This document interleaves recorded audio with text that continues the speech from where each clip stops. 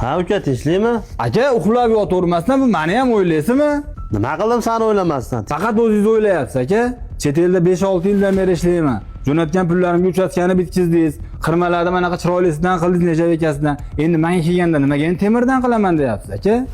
Sal o'zingni bosib olgan, nima baqir gapiryapsan? Hozir qo'shni eshitsa nima deydi? Eshitsa eshitar. Menga nima? Birinchidan akangga baqirmagin. Hali ustalar ish tugatgani yo'q. Sen jo'natgan pulingdan turib xavotir olmagin. Aka-ukalar, urushmanglar. Bog'lasa sizni ham yuzi qilib beramiz. Akangiznikini tugatib olaylik.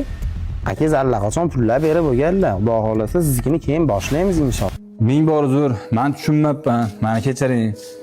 Bu qirmalaringiz nech puldan jo'natgan pullarim yetadimi ish qilib? Ha, xudo xolasa pullaringiz hammasi yetib ortadi aka bu. Eng arzoni 170 mingdan fasoniga qarab o'zgarib ketaveradi. Terilaringiz, kaziroylaringiz, xudo xolasa hammasini chiqarib beramiz.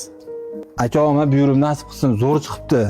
Meni ham uchastkamga chiroyli qilib berasizlar-a? Xudo xolasa hamma yo'g'ingizni zo'r qilib beramiz. Ovora o'rnatib berishlari bepul-a? Hamma yo'g'i ichida bo'ladi. Hamma yo'g'i ichida. O'zbekiston bo'yicha xizmat. O'zbekiston bo'ylab.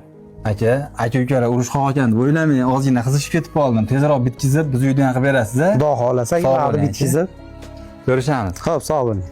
Aka, xuddi shunaqa qilib berasiz-a bizga. Javob bundan zo'r bo'ladi. Bo'ldi, rahmat. Ketdik.